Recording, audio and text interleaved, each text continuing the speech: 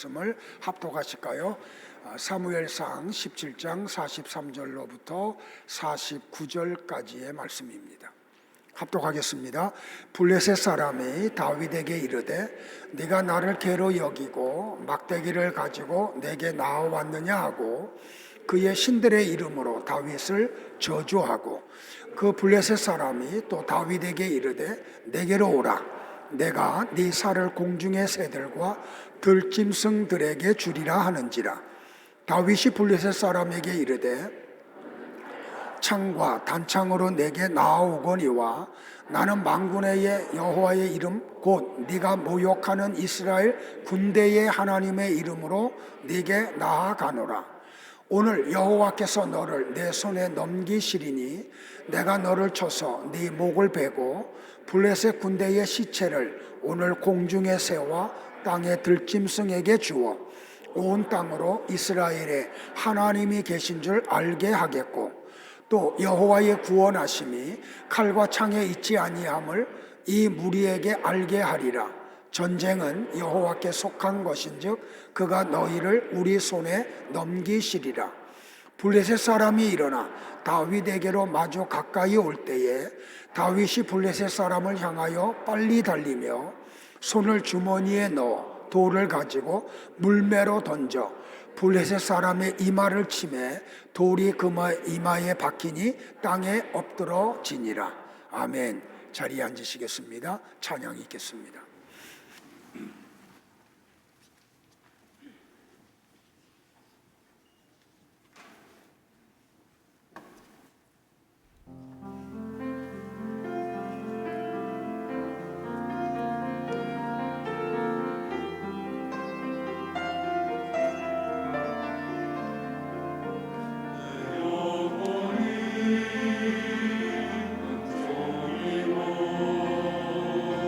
주나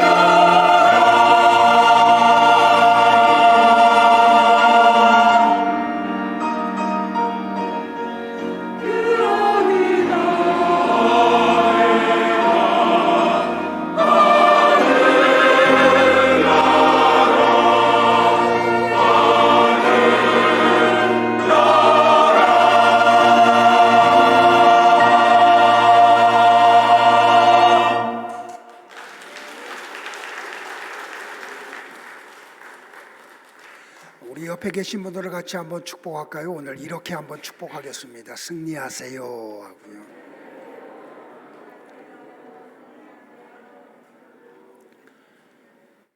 여러분들, 인류의 역사는 향방 없이 이리저리 흘러가는 게 아니에요.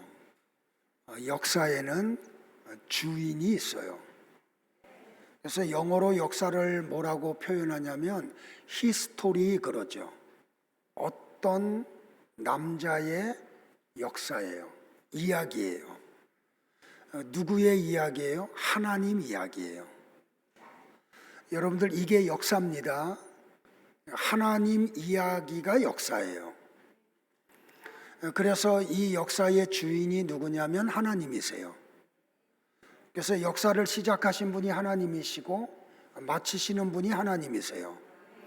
그래서 요한계시록에서 하나님이 이런 표현을 하죠. 나는 알파와 오메가요, 처음과 마지막이다. 그게 그 뜻이에요. 근데 이 하나님의 이야기의 내용이 뭔지 아세요, 여러분들? 창세전에 하나님이 선택한 사람들을 구원해 내는 것, 그게 하나님 이야기예요. 그게 역사예요. 그리고 그 구원해낸 하나님의 사람들을 완전한 하나님의 나라에 들어가서 영생하게 하는 것, 그게 역사예요. 역사가 뭐라고요? 히스토리. 어떤 남자의 이야기, 누구의 이야기? 하나님의 이야기. 그 내용은 뭐다? 택자 구원 완성과 하나님의 나라에서 영생 복락을 누리는 거예요. 자, 이게 이제 구약 성경에는 다 어떻게 나오냐면, 근데 이걸 결혼으로도 표현을 해요. 그래서 이전에 설교를 했지만 창세기 2장에 나오는 처음 결혼식, 아담과 하와의 결혼식은 무슨 결혼식이다? 그림자다. 하나님이 아담에게 뭐라 그랬다고요? 남자가 부모를 떠나 여자와 한 몸을 이룬다. 근데 아담을 창조하신 분이 하나님이시잖아요. 그러니까 아담에게 부모 없는 거 하나님이 누구보다도 잘 아시잖아요. 근데 어떻게 그런 주례사를 해요? 그거는 무엇인가를 계시하려고 하는 거죠. 그건 뭘 얘기하는 거다? 신랑 되신 예수님이 남자로 이 땅에 오시죠. 누구를 떠나서? 아버지 하나님을 떠나서. 그러니까 이 아담의 결혼식의 주례사의 이야기는 예수님 이야기하고 계시는 거예요. 그래서 예수님이 신랑이라 그러잖아요. 그 신부는 누구예요? 그 신랑이신 예수님이 십자가에 죽으심으로 이 땅에 태어난 성도들, 교회, 그죠? 그러니까 아담이 죽음을 당하고 갈비뼈가 취해져서 여자가 탄생하는 거, 그것도 그림자라 그랬잖아요. 바로 이 얘기하는 거예요. 신랑 되신 예수님, 남자로 오신 예수님이 십자가에 죽으심으로 이 땅에 신부들이 탄생해요. 그 예수님을 믿음으로, 그 성도들, 그 신랑이신 예수님과 신부인 성도의 연합을 영적 결혼이라 그러잖아요. 그래서 천국을 뭐라고 한다고요? 어린 양의 혼인잔치. 그러니까 성경에 나오는 결혼 이야기는 다 그거죠. 자, 아브라함이 100세의 하나님으로부터 아들을 선물로 받아요. 이름이 뭐예요? 이삭. 근데 아브라함이 죽음을 앞두고 종에게 이삭의 신부감을 구해오라 그러죠. 그러면서 보내면서 그가 뭐라고 이야기해요, 여러분들? 이런 이야기를 해요. 자, 같이 한번 볼까요? 하늘의 하나님 여호와께서 나를 내 아버지의 집과 내 고향 땅에서 떠나게 하시고 내게 말씀하시며 내게 맹세하여 이르시기를 이 땅을 네 씨에게 주리라 하셨으니 그가 그 사자를 너보다 앞서 보내실지라 네가 거기서 내 아들을 위하여 아내를 택할지니라. 그러니까 아브라함은 이 남자와 여자의 결혼은 다 그림자고 그게 가리키는 실체는 신랑이신 예수님과 신부인 성도의 결혼을 가리키는 거라는 걸 알아요. 그래서 종을 보내면서 뭐라고 이야기해요? 여호와께서 사자를 먼저 네 앞에 보낼 거야. 그래서 신부를 미리 예비하고 네가 가면 아주 순탄하게 그 신부를 만나게 하실 거야 이야기하죠. 자 보세요. 신랑이신 예수님이 오기 전에 하나님이 먼저 누구를 보내요? 말라기서에서 예언된 엘리야. 그가 누구예요? 세례 요한. 그러니까 세례 요한이 와서 뭐를 해요? 그 예수님이 신랑이심을 알아보게 하기 위해서 길을 평탄하게 하러 오잖아요. 그래서 신부들로 하여금 신랑이 누구다라고 하는 걸 알아먹게 하잖아요. 자 다시요. 인류의 역사는 누구의 이야기다? 하나님의 이야기다. 그 하나님의 이야기의 내용은 뭐다? 택자 구원 완성과 하나님의 나라의 완성을 이야기한다 그랬죠. 자 보세요. 그래서 창세전에 하나님이 선택한 사람의 마지막 사람이 있겠죠. 그가 누군지 어느 나라에 살고 있는지 우리는 몰라요. 하나님만 아시죠. 근데 그 마지막 사람이 예수님을 구원자로 영접을 해. 그러면 이 땅에 구원받을 사람이 더 이상 있어요? 없어요? 없죠. 그러면 구원의 역사가 그걸로 끝이죠. 그 구원의 역사가 끝나면 더 이상 교회는 이 땅에 존재할 이유가 없어요. 왜? 교회는 잃어버린 아브라함의 자손을 찾으라고 하나님이 세운 어떤 그런 곳이니까. 그래서 구속의 역사가 끝나면 교회의 역사가 자동적으로 사라져요. 왜? 교회가 더 이상 필요하지 않으니까. 구속의 역사가 끝나고 교회의 역사가 끝나면 이 세계의 역사도 끝나요. 왜? 하나님의 이야기가 끝났잖아요. 그래서 그거를 뭐라 그래요? 종말이라 그래요. 끝이다라고 이야기해요. 이해되시겠어요? 그러니까 여러분들 이 세상의 역사, 하나님의 이야기가 계속 존재하는 이유는 이 지구촌 안에 아직도 하나님이 창세전에 선택한 사람이 있다는 걸 얘기하죠. 네. 자, 그런데 보세요. 이 하나님의 이야기 속의 내용, 택자들을 구원해내고 그들 안에 하나님의 나라를 이루어서 완전한 하나님의 나라에 들어가 거기서 영생 복락을 누리게 하는 일을 싫어하는 세력이 딱 하나 있어요. 누구예요? 사탄, 마귀예요. 마귀는 한 사람이라도 더 지옥에 데려가려고 지금 여러분 옆에서 떠나질 않아요. 보세요, 여러분들. 마귀는 여러분들과 같이 피곤해서 쉼이 필요하지 않아요. 잠자질 않아요. 마귀는 뭘 음식을 먹어야 사는 존재가 아니기 때문에 음식을 만들어 밭에 가서 농사를 짓고 짐승을 키우고 그걸 요리하고 그래서 먹는 시간이 없어요. 그러니까 하루 24시간 여러분 곁을 맴돌고 있어요. 뭐 하려고? 하나님의 그 이야기가 성취되지 않게 하려고. 어디서? 여러분 안에서. 여러분 가정 안에서. 그런데 사단이 새까만 옷을 입고 엉덩이에 꼬리 하나 달리고 뿔 하나 달리고 삼지창 들고 여러분 찾아오지 않아요? 만약에 사탄이 그렇게 찾아오면 우리는 알아볼 수 있고 그걸 막을 수 있죠. 근데 사탄이 그렇게 오지 않는다니까요. 어떻게 오는지 아세요? 광명한 천사로 변장하고 여러분에게 와요. 어떻게 해요? 사람을 통해서. 그래서 여러분으로 하여금 이것을 못하게 만들어요. 이걸 뭐라고 말하냐면 영적 전쟁이라 그래요. 이 싸움을. 자, 오늘 본문에 보면은 구약 성경에 보면은 이스라엘과 아말렉, 이스라엘과 아람, 이스라엘과 블레셋, 이스라엘과 바벨론 이런 전쟁 이야기가 많죠. 그리고 민족과 민족의 전쟁 이야기. 오늘 본문에는 다윗과 골리앗의 전쟁 이야기. 이것도 다 그림자예요. 이 그림자가 우리에게 보여주는 게 뭐냐면 사단의 세력이 하나님을 향해서 전쟁을 벌이는 거예요.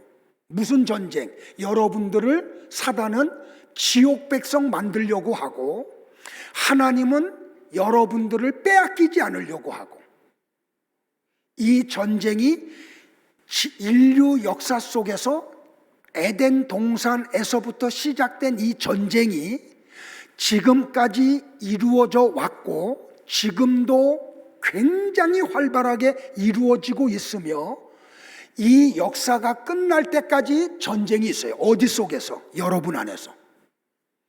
이 전쟁은 지금 이 장소에서도 있어요. 개인적으로 여러분 안에서도 일어나고 있어요. 그래서 사단은 어떻게 하냐면, 교회는 오게 했어. 그런데 여러분과 지금 무슨 전쟁을 하고 있냐면, 사단이 하나님의 말씀이 안 들리게 만들어. 이 싸움을 여러분들은 어떻게 해야 돼요? 이겨야 돼요. 그런데 이 싸움은 우리의 힘으로 못 이겨. 이걸 명심해야 돼요. 자, 그래서 다윗은 이게 뭔지를 알고 골리앗에게 나가면서 뭐라고 이야기해, 여러분들? 이거는 여호와의 전쟁이다. 그래서 골리앗에게 뭐라 그래요? 전쟁은 여호와께 속한 것이다.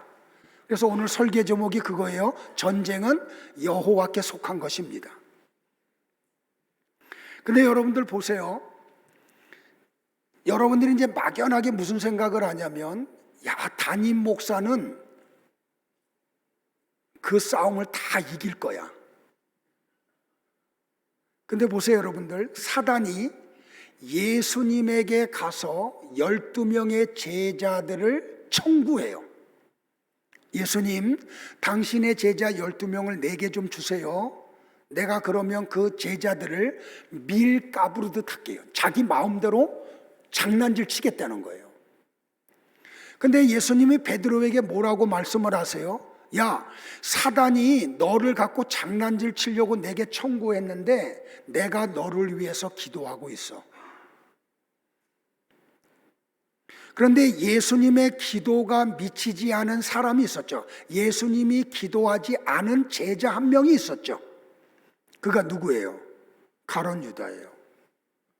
그러니까 어느 날 사단이 밀 까부르듯 하려고 가룟 유다를 찾아와.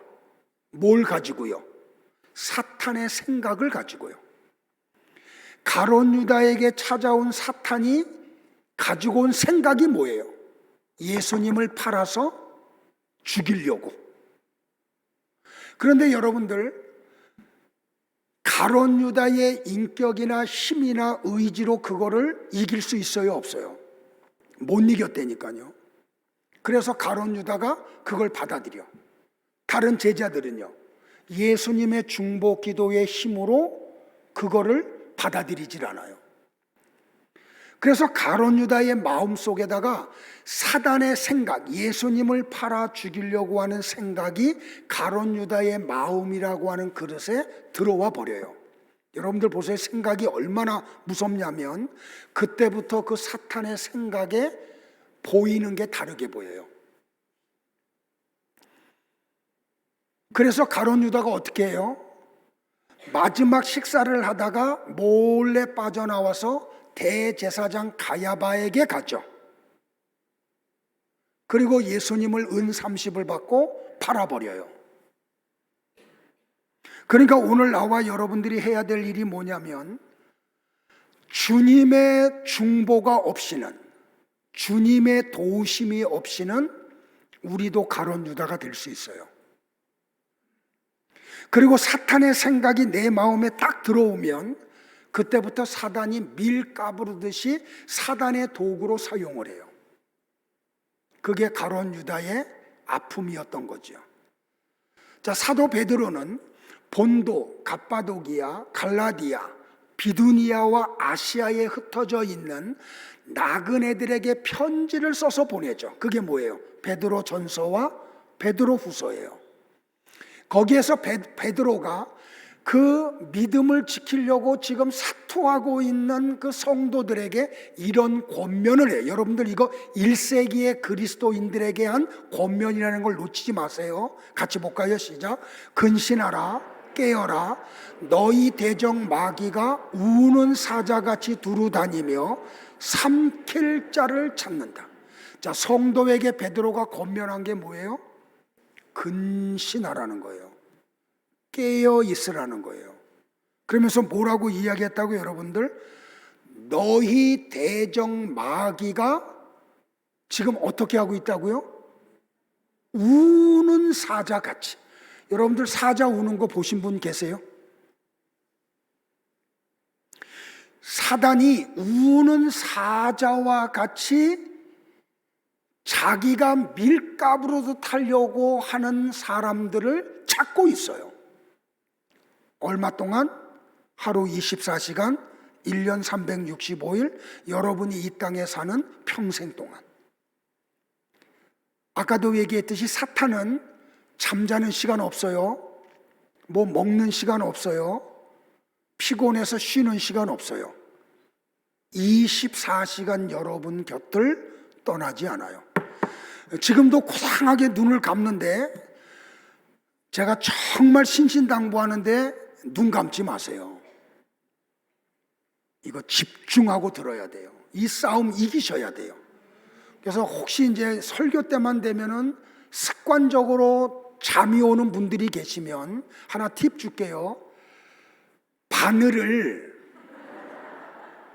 한 10개를 사가지고 묶어서 가지고 와. 그리고 졸음이 오면은 허벅지를 걷어. 그래가지고 푹푹 찌르면서 설교를 들으세요. 그렇게까지라도 해야 하라는 얘기예요. 근데 여러분들 보세요. 하나님의 이 이야기, 역사, 택자 구원을 하는 것과 하나님의 나라를 이루는 것은 반드시 이루어져요. 하나님은 실수하지 않으세요. 전쟁에 실패가 없어요. 반드시 이 전쟁을 이기세요. 바울이 이걸 확신하죠. 그래서 로마 교회 성도들에게 로마서 8장 35절로 39절에서 이렇게 확신에 차서 선포했어요. 자, 우리의 선포가 되길 바라요. 믿음을 가지고 확신 있게 해야 돼요. 시작. 누가 우리를 그리스도의 사랑에서 끊으리요? 환난이나 공고나 박해나 기근이나 적신이나 위험이나 칼이랴. 기록된 바 우리가 종일 주를 위하여 죽임을 당하게 되며 도살당할 양같이 여김을 받았나이다 함과 같으니라. 그러나 이 모든 일에 우리를 사랑하시는 이로 말미암아 크게 우리가 넉넉히 이기느니라. 할렐루야.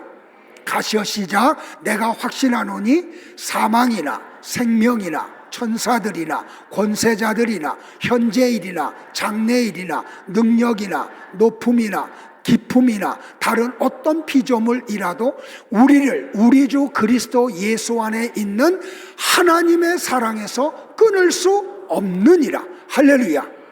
여러분들 옆에 분들 한번 다시 축복할게요. 성도님 넉넉히 이기십니다 하고요. 자, 또 잘 따라오세요 여러분들. 그래서 이스라엘은 구약시대에 하나님이 이스라엘을 선택하시죠. 그 선택한 이유는 그들의 땅이 넓어서가 아니고 숫자가 많아서도 아니죠. 하나님이 뭔가를 지금 계시하고 알리기 위해서 이스라엘을 여러 나라 가운데 이스라엘을 선택하신 거예요. 하나님의 절대 주권을 가지고. 자, 이건 그림자예요. 이스라엘은 교회를 이야기해요. 자, 그 이스라엘 백성은 성도를 이야기해요. 그런데 이 택자들이 애굽에 지금 머물러 있죠. 그래서 하나님이 모세를 보내죠. 자, 시편이 150편으로 되어 있어요. 그 150편 가운데 모세가 쓴 시가 딱 한 권이죠. 몇 편? 찬양대에서는 알 거야. 내가 뭐가 돼요 그러면? 시편 90편. 그게 모세가 쓴 유일한 시거든요. 근데 그 시편 90편 10절에서 모세가 뭐라고 이야기해요? 우리의 연소가 70이요 강건하면 180이라도 그 연수의 자랑은 수고와 슬픔뿐이요 신속히 가니 날아가나이다 라고요. 그러니까 모세 시대의 사람들이 몇 년을 살았냐면 보통 그냥 70년 살아. 아주 건강한 사람 80년 살아요. 그런데 여러분들 참 놀라운 게 뭐예요? 이스라엘 백성 택자를 구원해내는 일에 도구로 쓸 모세를 하나님이 몇 살에 찾아가서 불러요? 80세에. 그러니까 건강한 사람도 죽을 나이에 하나님이 모세를 부르세요. 그리고 40년을 하나님의 일을 하도록 허락을 하세요. 그러니까 이건 뭘 이야기해요, 여러분들? 하나님의 일은 사람의 힘으로 하는 게 아님을 계시하는 거예요. 건강한 사람도 죽는 나이에 하나님의 부름을 받고 그때부터 하나님의 일을 했으니까 이걸 명심해야 돼요. 하나님의 일은, 하나님의 이 전쟁은 우리의 힘이나 의지나 우리가 가지고 있는 젊음으로 할 수 없는 거예요. 하나님의 힘으로만 해요. 자, 그래서 모세를 애굽에 보내실 때 하나님이 여호와의 사자를 먼저 보내요. 자, 모세가 느보산에서 하나님의 부름을 받아 120세에 이 땅을 떠나고 눈의 아들 여호수아가 모세의 뒤를 이어서 이스라엘의 지도자가 되죠. 자, 여호수아가 리더해가지고 범람하는 요단강을 건너가고 여리고 평지에 도착을 해요. 시날 평지를 지나서 시딤 골짜기를 지나서 여리고 평지에 도착해요. 자, 여리고 평지에 딱 도착하니까 이스라엘 백성들이 뭐예요? 여리고 사람들이 심어놓은 밀을 베어오느냐고 정신들이 없어요. 그걸로 빵 만들어 먹느냐고. 40년 동안 만나 먹었거든요. 그러니까 하나님의 것을 먹었는데 그 진리다고 세상의 것에 취해버려. 그래가지고 그들은 여리고 사람들이 심어놓은 그것을 수확해다가 빵 만들어 먹고 볶아 먹고 하느냐고 아무 생각이 없어. 그때 여호수아가 밤중에 혼자 여리고 들판에 나가죠. 거기서 누구 만나요? 여호와의 군대 장관을 만나요. 그리고 하나님이 여호수아에 앞서서 여호와의 사자를 먼저 보내요. 그리고 가나안 땅에 살던 7 족속과의 전쟁 이야기가 여호수아 사사기 이야기죠. 이렇게 모세를 애굽에 보내기 전에 여호와의 사자를 하나님이 먼저 보내시고 이스라엘을 가나안 땅에 보내시기 전에 여호와의 사자를 먼저 보내셨던 하나님이 이삭의 아내를 구하는 일에 아브라함의 종을 보내기 전에 여호와의 사자를 먼저 보내시죠. 이거는 지금 다 한 가지 이야기를 하기 위해서 지금 성경의 저자들이 이렇게 이야기를 풀어가고 있는 거예요. 그리고 다윗과 골리앗의 전쟁 이야기가 나오고 이 전쟁은 누가 이겨요? 다윗이 이기죠. 자, 세상적인 관점에서 보면 다윗이 골리앗을 이길 수 없어요. 골리앗의 신장이 어느 정도 2m 30이 넘는 사람이에요. 그가 들었던 칼은 웬만한 사람들이 들지 못하는 무게예요. 그리고 이 사람은 전쟁에 많은 경험이 축적된 사람이야. 그런데 다윗은 군인도 아니고 아직 완전한 발육이 일어난 성인도 아니에요. 훈련을 받은 적도 없고 전쟁을 한 번도 치른 적이 없어요. 그런데 이 전쟁은 어떻게 이루어져요, 여러분들? 다윗이 이겨요. 그러니까 이건 뭘 이야기하냐면 성도와 사탄의 전쟁은 성도가 이길 수 없어요. 왜? 우리는 육을 가지고 있고 사탄은 육이 없어요. 그런데 이 전쟁을 이길 수 없는데 이길 수 없는 전쟁을 누가 이겨요? 다윗이 이겨요. 그 다윗이 골리앗을 향해서 싸우러 나가면서 뭐라고 이야기해요? 전쟁은 여호와께 속해 있어 라고 얘기해요. 근데 여러분들 참 놀라운 게 뭐냐면 지금 골리앗은 칼을 갖고 단창을 갖고 갑옷을 입고 나오는데 다윗은 뭘 가지고 나가요? 막대기 하나, 물맷돌 5개, 그 물맷돌을 주머니에다 넣은 주머니, 요거 가지고 나가요. 그런데 이 전쟁을 누가 이겨요? 다윗이 이겨요. 자, 여기서 우리가 오늘과 다음 주에 걸쳐서 다윗이 골리앗과 전쟁하기 위해서 가지고 갔던 세계가 말하는 게 뭔지를 성경을 통해서 우리가 발견하려고 그래요.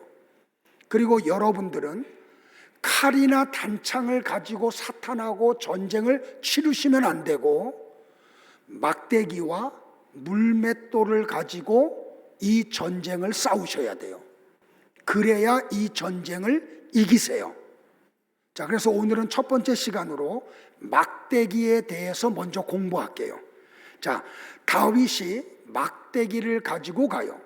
막대기라고 하는 히브리어가 뭐냐면 사무엘상 17장 40절을 먼저 볼까요? 먼저 볼게요. 시작. 손에 막대기를 가지고 시내에서 매끄러운 돌 5을 골라서 자기 목자의 제구 곧 주머니에 넣고 손에 물매를 가지고 블레셋 사람에게로 나아가니라.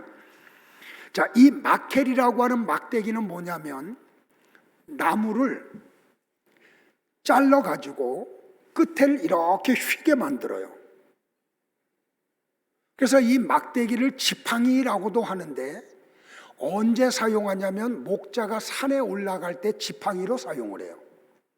그 다음에 양이 웅덩이에 빠지면 그렇게 끝을 이렇게 휘게 했던 그 손목에 그거를 양의 목에다 탁 걸쳐가지고 그 웅덩이에서 끄집어낼 때 쓰고, 앞에 수풀이 나타날 때 그 수풀을 제거하고 양들을 끌고 가기 위해서 지팡이를 들고 가요. 자, 그런데 여러분들 보세요. 성경에 보면 지팡이 이야기가 굉장히 많이 나와요. 제가 이 성경에 나오는 지팡이 이야기를 다 하려고 하면 오늘 여러분들 점심 드시지 말고 한 3시, 4시까지 해야 돼요. 그래서 제가 조금 축약을 해가지고 와서 다윗이 들고 갔던 지팡이의 영적인 의미가 뭔가, 그럼 우리는 뭘 손에 붙잡고 사단과의 영적 전쟁을 치르러 나가야 되는가, 요 4가지만 말씀을 드려도 여러분들은 충분히 인지를 할 수가 있어요. 자, 첫 번째 지팡이는 창세기에 나오는 야곱의 지팡이에요. 자, 성경 한 군데를 볼게요. 히브리서 기자가 야곱 이야기를 하면서 히브리서 11장 21절에서 이렇게 말씀을 했어요. 같이 볼까요? 시작. 믿음으로 야곱은 죽을 때에 요셉의 각 아들에게 축복하고 그 지팡이 머리에 의지하여 경배하였으며 라고 얘기해요. 자, 보세요. 히브리서 기자가 야곱을 표현하면서 그 사람은 믿음의 사람이었대요. 그러면서 뭐라고 얘기해요? 자기 11번째 아들 요셉의 2 아들 므낫세와 에브라임을 할아버지가 축복을 해. 근데 이 축복을 할 때 뭘로 축복을 했다고요? 믿음으로 축복을 했다고요. 근데 야곱이 므낫세와 에브라임을 축복할 때 어떻게 해요? 손을 어긋맞기죠. 그래서 장자의 머리에 왼손을 올리고 차자의 머리에 오른손을 올려요. 근데 요셉은 그게 뭔지를 모르고 아버지한테 얘기하죠. 아버지, 지금 손이 잘못 올라갔어요. 그러자 야곱이 뭐라? 나도 알아. 아는데 하나님이 이렇게 하라고 그러셔. 그래서 믿음으로 손주들을 축복을 해요. 자, 이 축복 이야기를 하고 난 다음에 히브리서 기자가 무슨 이야기를 해요? 그 지팡이 머리에 의지하여 마지막 죽을 때까지 하나님을 경배했다라고 그러죠. 근데 여러분들 이 성경에 보면 지팡이라고 하는 단어 앞에 정관사 그가 있죠. 그러니까 이거는 이전부터 야곱에게 있었던 어떤 특별한 한 지팡이를 이야기하죠. 그러면 그 지팡이가 뭐냐는 거예요. 야곱이 형을 속이고 팥죽 한 그릇으로 장자의 직분을 사들여요. 아버지를 속이고 장자의 복을 아버지로부터 받아요. 자, 이걸로 인해서 야곱이 어떻게 해요? 어머니의 제안을 받아들여서 외삼촌의 집으로 피신을 가죠. 그 외삼촌의 집에서 레아와 라헬을 아내로 받아들이고 비라와 실바를 첩으로 받아들여서 13명의 자녀를 낳아요. 그리고 그 장인 어른과의 딜을 통해서 자기의 재산을 불려요. 그리고 어느 날 외삼촌을 떠나서 밧단 아람으로 다시 돌아오죠. 그때 에서가 군대를 이끌고 자기를 향해서 온다는 소식을 들은 야곱이 뭘 해요? 자기는 야복강 건너편에 있으면서 처자식을 다 먼저 앞서 보내고 재산도 다 앞서 보냈죠. 그러니까 처자식 다 잃어버리고 재산을 다 잃어버려도 내 생명만큼은 보존하겠다는 거죠. 자, 그 밤에 야복강에 있는 야곱을 하나님이 찾아오세요. 성경의 저자는 그걸 씨름으로 표현을 하죠. 그때 하나님이 어떻게 해요? 야곱의 환도뼈를 부러뜨려 버려요. 사람의 힘이 나오는 이 뼈가 부러져. 부러지자 야곱이 어떻게 해요? 하나님에게 매달려서 나를 축복하지 않으면 내가 당신을 놓지 않겠다고. 그때 하나님이 야곱의 이름을 물어보죠. 야, 네 이름 뭐니? 야곱인데요. 그리고 하나님이 이름을 바꿔줘요. 뭘로? 이스라엘로 바꿔줘요. 그때부터 야곱은 절뚝발이가 됐죠. 그래서 그때 지팡이가 그의 손에 들려져요.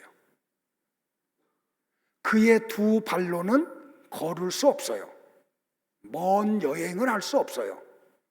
지팡이를 잡아야만 여행을 할 수 있어요. 그러니까 지금 이 성경의 히브리서 기자는 손주들에게 축복하는 사건과 지팡이 머리에 의지하여 하나님께 경배하는 사건을 연관지어서 지금 이야기를 하고 있죠. 그 속에 무슨 메시지가 있냐면 지팡이를 지기 전까지 야곱은 자기의 젊음을 믿었어요. 자기의 꾀를 신뢰했어요. 그래서 자기의 젊음과 꾀를 가지고 살아왔어요. 그런데 야복강에서 하나님이 그의 환도표를 쳐버리자 그는 이미 나이가 먹었고 그리고 자기의 어떤 힘으로 아무것도 할 수 없음을 깨달아요.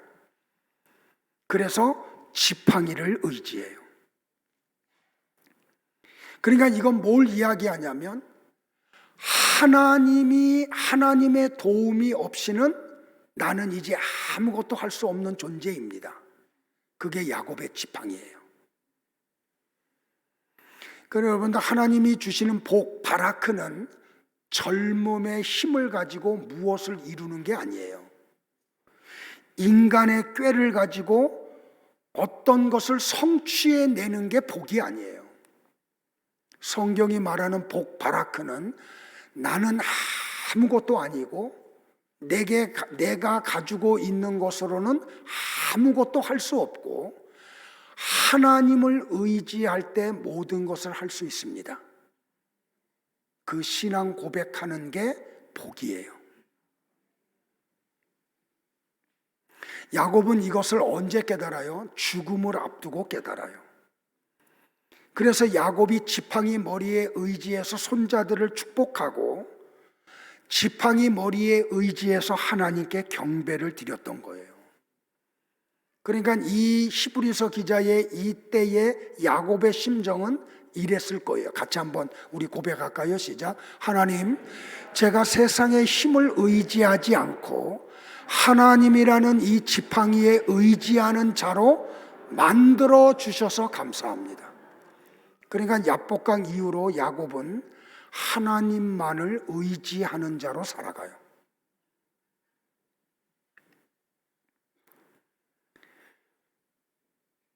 그러니까 여러분들, 성경이 말하는 복은 우리의 뜻대로 우리가 기대하는 모습으로 우리의 소원이 성취되는 게 복이 아니에요.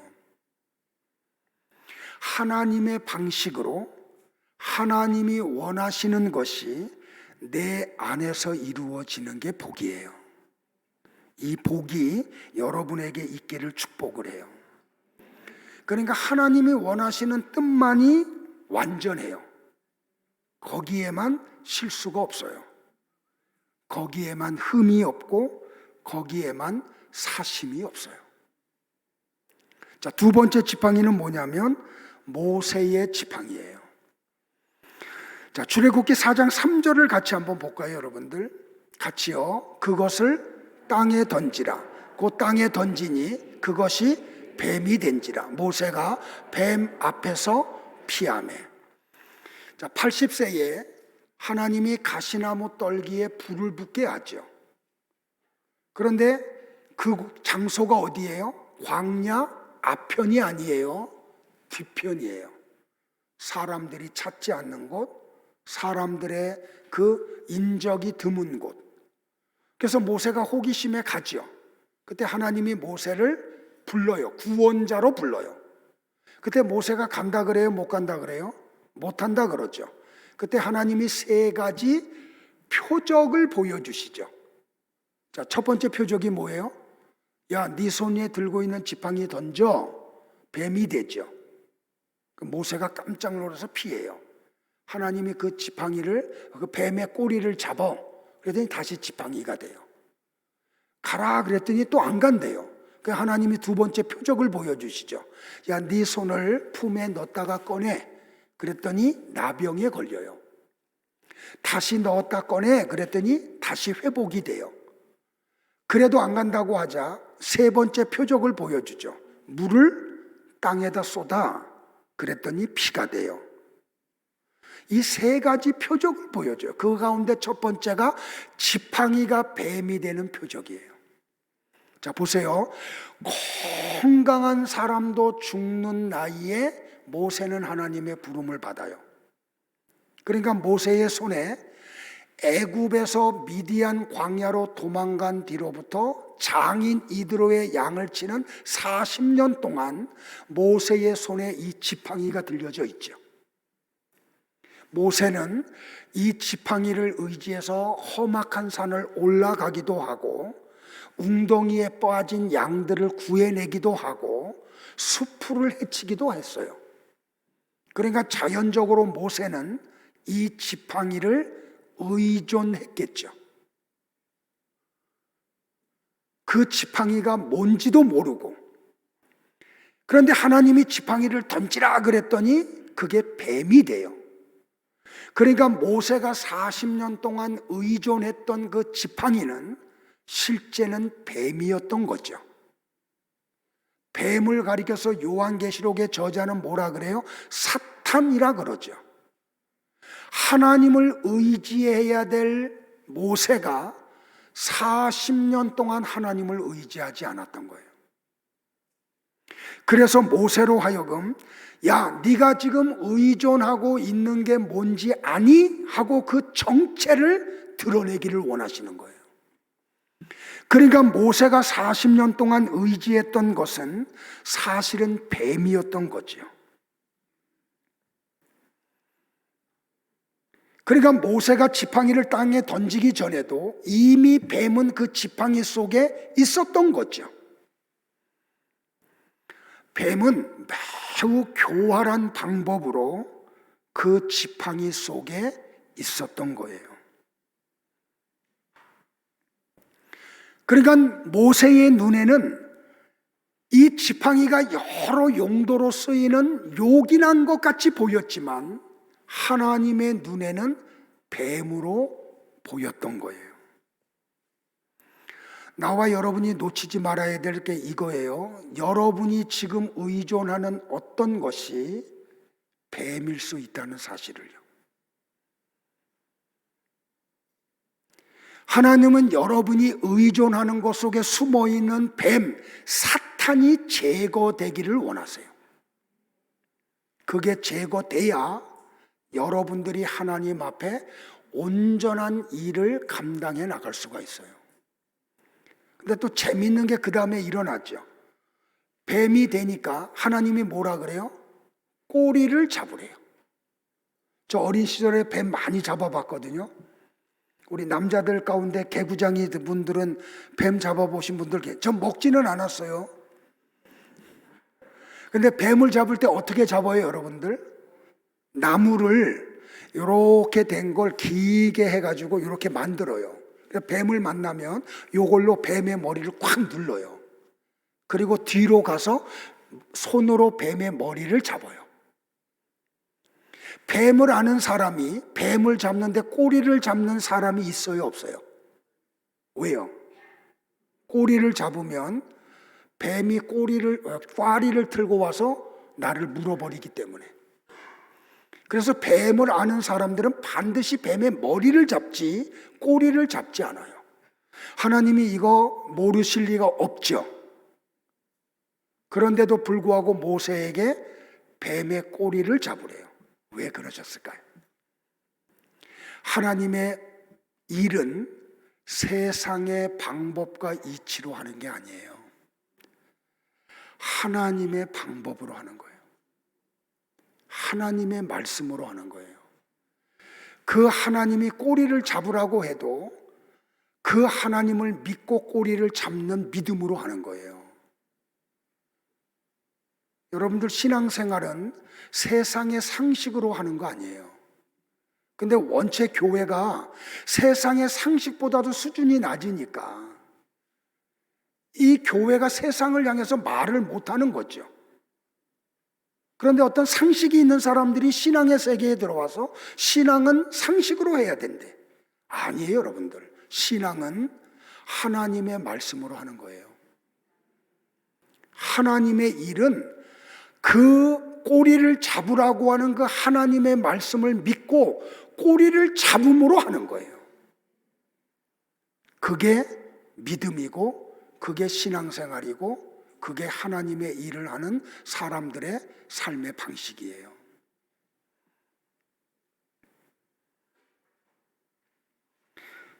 여러분들 보세요. 모세가 의존했던 지팡이에서 뱀이 제거되자 이 지팡이가 놀라운 변화가 일어나요. 자, 성경 같이 볼까요? 출애굽기 4장 20절이에요. 잘 보세요. 시작.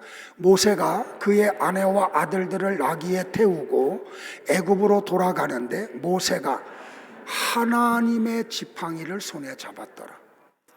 그래서 하나님이 모세에게 지팡이를 버려라라고 하지 않고 지팡이를 던져라라고 했던 거예요. 자, 보세요. 참 영적으로 잘 들으셔야 돼요.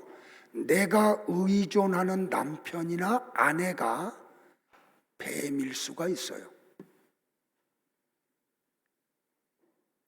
그 남편과 아내 속에 있는 뱀이 제거되면 그 남편과 아내가 하나님의 지팡이가 돼요. 그래서 버리지 말라고 한 거예요. 던지라고 한 거예요. 자, 이제 자녀들이 장성하면 나이 드신 부모들에게 있어서 자녀들이 의존의 대상이 될 때가 있어요. 지팡이가 될 때가 있어요. 근데 내가 의존하는 자녀가 뱀일 수가 있어요. 그 자녀들 속에 있는 뱀이 제거가 되면 그 자녀들이 하나님의 지팡이가 돼요. 그래서 자녀들 버리는 거 아니에요. 던지는 거예요. 그들의 정체가 탄로나게 하기 위해서. 자, 보세요, 여러분들. 여러분이 하나님이 좀 어떻게 하셔서 돈을 많이 주셨어. 그러면 돈이 많이 늘어나면 그걸 의존하죠. 내가 의존하는 돈이 뱀일 수가 있어요. 그 돈 속에 있는 뱀이 제거가 되면 그게 하나님의 지팡이가 돼요. 그 돈이 하나님의 거룩한 일에 동원이 되고 사용이 돼요. 그래서 하나님이 버리라고 하지 않고 던지라고 하셨던 거예요. 출애굽기 4장 17절을 다 같이 볼까요? 하나님이 모세에게 이렇게 명령을 해요. 다 같이. 너는 이 지팡이를 손에 잡고 이것으로 이적을 행할지니라. 어떤 지팡이? 뱀이 빠져나간 하나님의 지팡이. 자, 세 번째는 아론의 지팡이예요.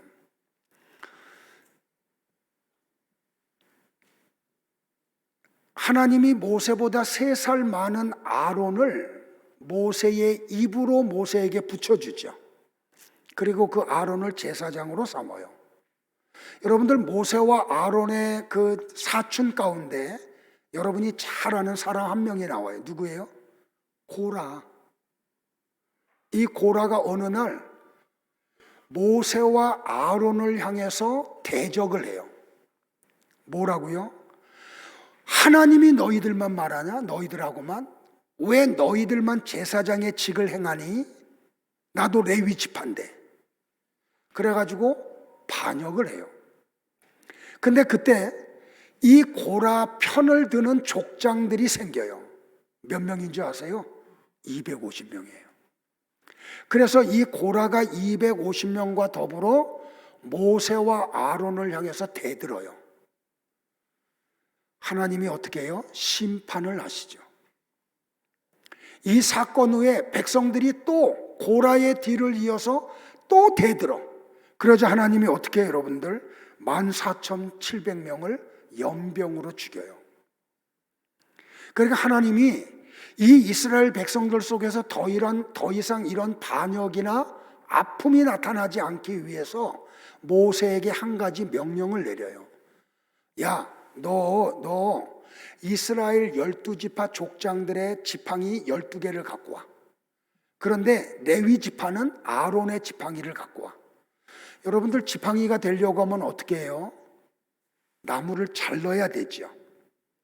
그래서 그거를 말리죠. 그늘에 물에다가 담겼다가 그늘에서 말리죠. 그래서 어떻게 해요? 나무에 있는 물기를 다 빼내요. 그래서 그 마른 나무를 지팡이로 만들죠. 그러니까 이 마른 나무 지팡이 속에는 물기도 없고 생명이 없죠. 그래서 이 법궤 앞에 12개의 지팡이를 갖다 놨는데 다음날 가서 보니까 놀라운 일이 벌어져요. 11개의 지팡이는 그대로 지팡이로 있는데 아론의 지팡이에 엄청난 변화가 일어나. 어떤 일이 벌어져요? 막 움이 돋고 싹이 나고 꽃이 피고 열매가 맺혀. 우리 성경에는 살구 꽃이라고 그러고 살구 열매라 그랬어요. 많은 주석가들이 이 아론의 쌍난 지팡이, 꽃이 피고 열매 맺은 지팡이가 그림자라 그러죠. 이 실체가 뭐라고요? 십자가에서 죽으신 예수님이 3일 후에 부활하신 부활 사건을 얘기한다고. 생명이 없는 마른 지팡이에 움이 돋고 싹이 나고 꽃이 피고 열매가 맺힌 것은 죽음에서 부활하신 예수 그리스도의 부활을 이야기하는 거예요. 이사야 선지자는 한 단계 더 뛰어넘은 계시를 해주죠. 같이 볼까요? 시작. 이새의 줄기에서 한 싹이 나며 그 뿌리에서 한 가지가 나서 결실할 것이요. 누구 얘기하는 거예요? 예수님 얘기하는 거예요. 자, 다시 예수 없는, 하나님의 생명이 없는 인간들은 마른 막대기들이에요. 그런데 예수라는 생명이 우리 안에 들어오면 여기서 생명의 역사가 일어나. 이 얘기하는 거예요. 아론의 쌍난 지팡이가 뭔지 아니? 너희들은 예수 그리스도와 연합될 때만이 생명이야. 예수 그리스도와 하나 될 때만이 너희들 속에 생명의 역사가 일어나. 그러니까 뭐 하라는 거예요? 예수 그리스도와 연합하고 그분만을 의지하라는 거예요. 그게 다윗이 골리앗과의 전쟁을 치른 숨은 계시의 말씀이라는 말이에요. 자, 네 번째는 하나님의 지팡이에요. 여러분, 이게 하나 더 5가지 할 건데, 출애굽기 12장 11절을 볼게요. 조금만 더 집중력 흐트러뜨리지 마세요. 오늘은 결론이 굉장히 짧으니까 시간 만에 마칠 거예요. 자, 같이 볼까요? 시작. 너희는 그것을 이렇게 먹을지니 허리에 띠를 띠고 발에 신을 신고 손에 지팡이를 잡고 급히 먹어라. 이것이 여호와의 유월절이니라. 애굽에서 나오기 전날 밤에 하나님이 모세를 통해서 이스라엘 백성들에게 하라는 거예요. 3가지 먹었죠. 뭐 먹었어요? 찬양대. 누룩을 넣지 않은 딱딱한 빵. 그 다음에 쓴 나물. 그 다음에 어린 양을 구운 고기. 이 3가지 먹으라 그랬어요. 근데 먹을 때 어떻게 하라고요? 신을 신고 허리에 띠를 띠고 지팡이를 잡고 서서 먹으라 그랬어요. 왜 그렇게 하셨을까요, 여러분들? 바울이 에베소 교회 성도들에게 하나님의 전신갑주를 설명해 주죠. 자, 신은 무슨 신이에요? 복음의 신. 허리띠는 진리의 허리띠. 어린 양은 예수 그리스도. 그 떡은 생명의 떡이신 말씀, 예수 그리스도. 근데 이걸 어떻게 먹으라고요? 지팡이를 잡고 먹으래요. 지팡이를 잡고. 서서 먹으려면 지팡이 놓고 2 손을 사용해야 빨리 먹잖아요. 근데 한 손으로는 지팡이를 잡고 한 손으로 먹으래요. 근데 여러분들 보세요. 다윗이 시편 23편에서 아주 유명한 시를 쓰죠. 거기에서 다윗이 뭐라 그래요? 같이 한번 성경을 볼까요, 여러분들? 시작. 내가 사망의 음침한 골짜기로 다닐지라도 해를 두려워하지 않을 것은 주께서 나와 함께 하심이라. 주의 지팡이와 막대기가 나를 안위하시나이다. 이 지팡이와 막대기가 나를 지켜주는 거죠. 그리고 목자가 나를 어디로 데리고 가요? 쉴 만한 물가로 데리고 가시죠. 성도 여러분들, 그 성도는 이 하나님의 의존하는 지팡이를 잡지 않고는 이 순례의 길을 온전히 마칠 수 없어요. 목사라고 할지라도 하나님의 안위하심, 인도하심이 없이는 이 신앙의 길을 완성할 수 없어요.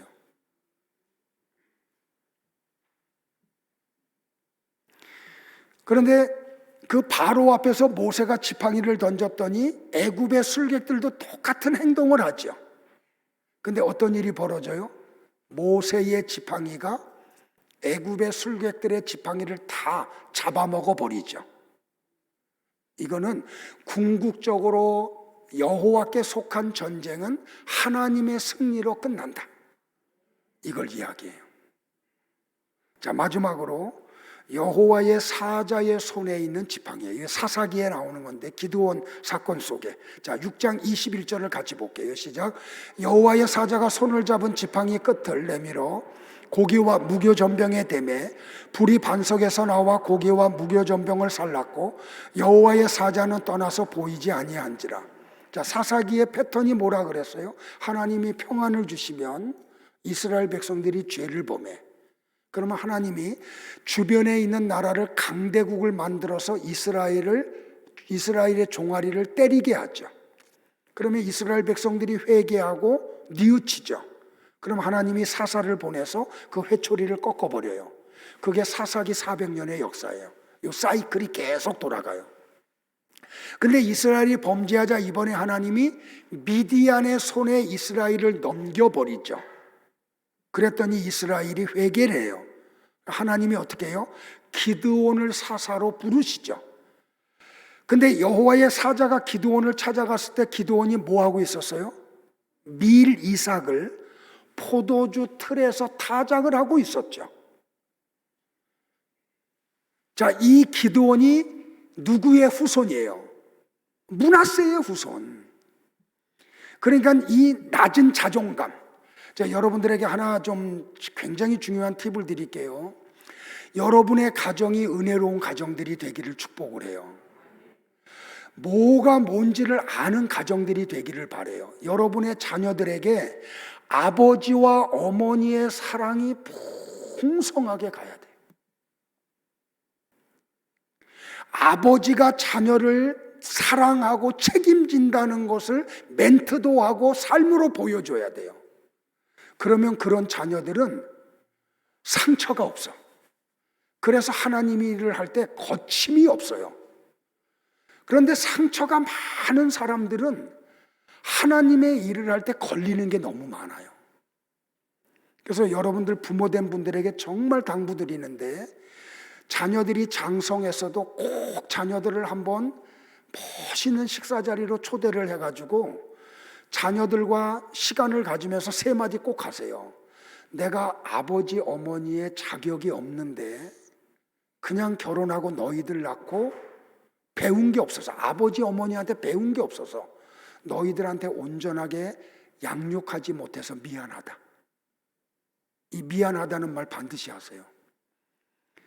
그 다음에 두 번째는, 그럼에도 불구하고 우리가 미숙해서 몰라서 그랬던 거지, 우리 부모는, 아버지와 어머니는 너희들을 정말 사랑해.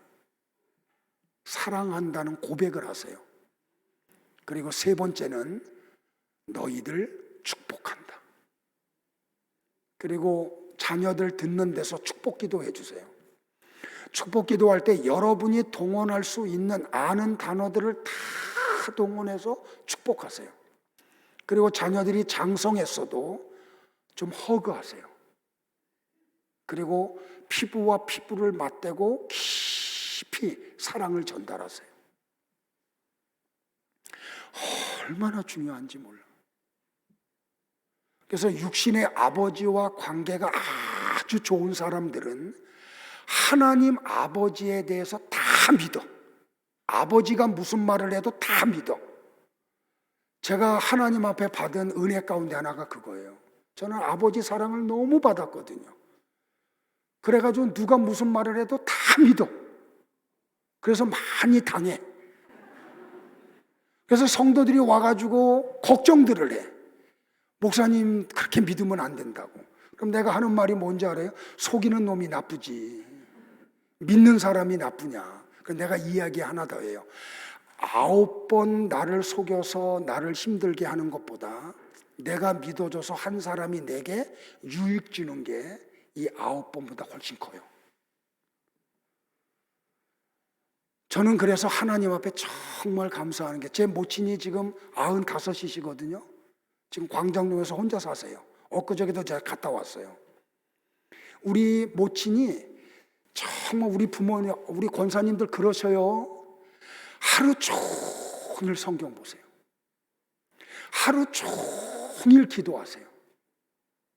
그러니까 입으로 누구를 만나서 죄질 시간이 없어. 자녀들 축복하는 시간을 갖기에도 시간이 부족하시대요. 그러니까 여러분들 용서하세요. 그래서 자녀들이 우리 어머니를 얼마나 잘 공경하는지 몰라요. 이번에 갔더니 우리 어머니가 제게 용돈을 나한테 거꾸로 주시는 거야. 그러면서 이런 말씀을 해요.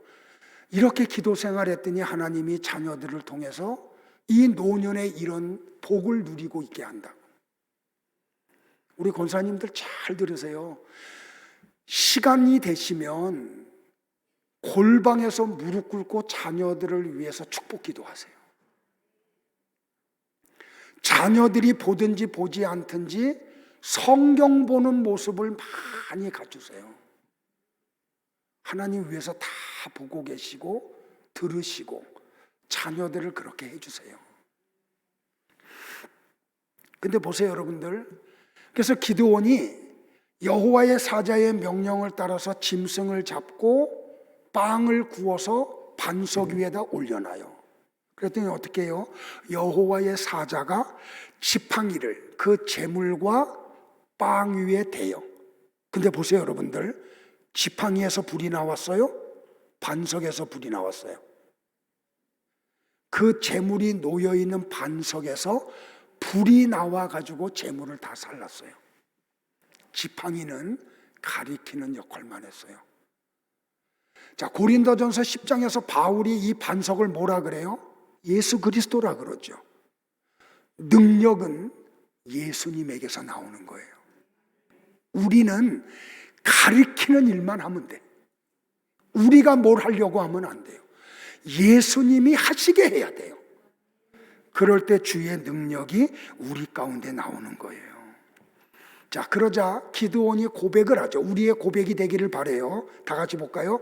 기드온이 그가 여호와의 사자인 줄 알고 이르되 슬프도소이다. 주 여호와여, 내가 여호와의 사자를 대면하여 보았나이다 하니 여호와께서 그에게 이르시되 너는 안심하라, 두려워하지 말라, 죽지 아니하리라 하시니라. 사랑하는 성도 여러분들, 나와 여러분이 내가 누구인지를 알고 고백을 하면 하나님이 여러분을 이렇게 인도하셔요. 한번 따라할까요? 안심하라, 두려워하지 말라, 너 죽지 않아. 할렐루야. 믿으세요, 여러분들. 하나님이 여러분 편이에요. 자, 말씀 정리할게요. 자, 이 말씀이 떨어지고 난 다음에 기드온이 한 행위를 하죠. 자, 그 다음에 보세요. 우리 강아지 이름이 여기서 나와요. 같이 볼까요? 시작. 기드온이 여호와를 위하여 거기서 제단을 쌓고 그것을 여호와 샬롬이라 하였더라. 여호와 샬롬이 뭐예요? 내가 부정되고 하나님의 능력이 나타나는 게 여호와 샬롬이에요. 자, 다윗이 골리앗과 전쟁을 하러 가는데 칼이나 창을 가지고 가지 않아. 방패를 가지고 가지 않아요. 어울리지 않는 지팡이를 가지고 가요. 그 지팡이는 뭐라고요?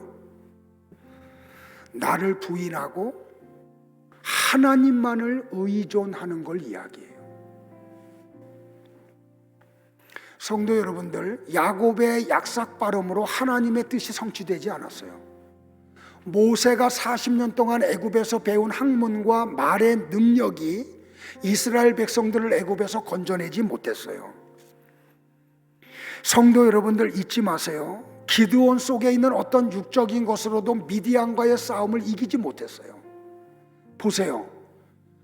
32,000명이 자원을 해. 미디안이 10만 대군이 오는데, 근데 하나님은 뭐라 그래요? 야, 너무 많아, 다 줄여. 몇 명으로 줄여요?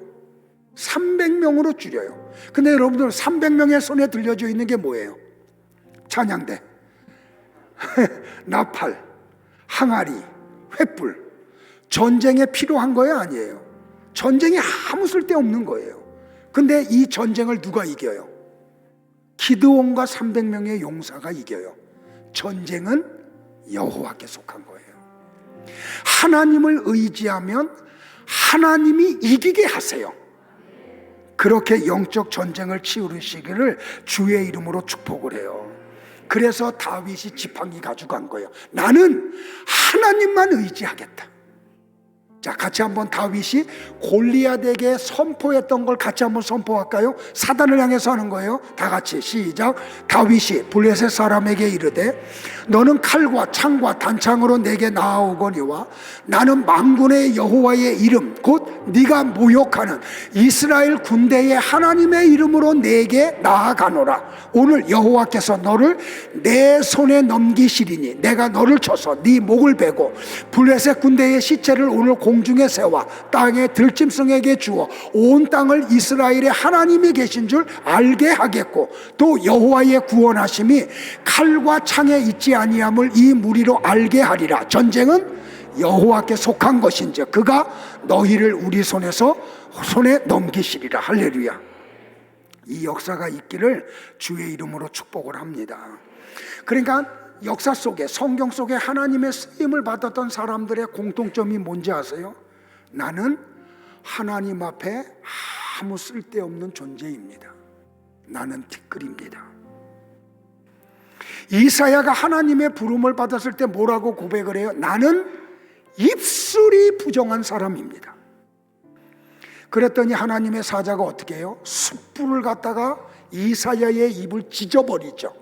그리고 뭐라 그래요? 너는 더 이상 부정하지 않다.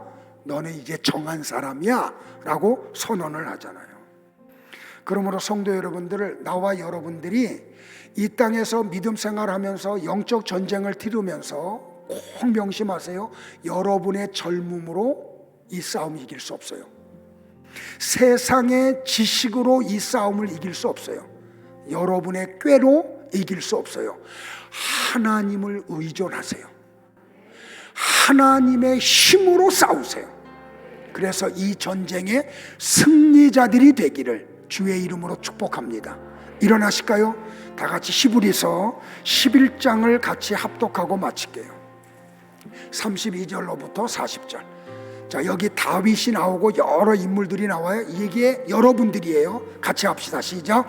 내가 무슨 말을 더하리요? 기드온, 바락, 삼손, 입다, 다윗 및 사무엘과 선지자들의 일을 말하려면 내게 시간이 부족하리로다.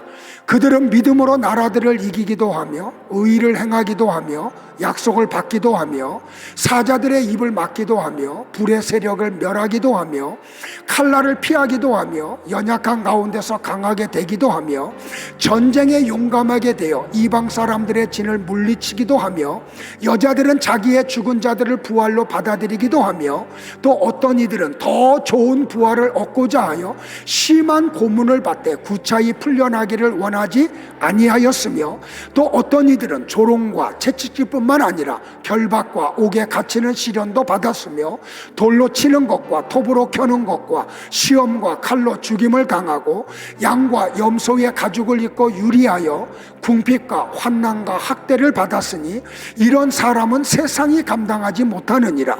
그들이 광야와 산과 동굴과 토굴에 유리하였느니라. 이 사람들은 다 믿음으로 말미암아 증거를 받았으나 약속된 것을 받지 못하였으니 이는 하나님이 우리를 위하여 더 좋은 것을 예비하셨은즉 우리가 아니면 그들로 온전함을 이루지 못하게 하려 하심이라. 할렐루야.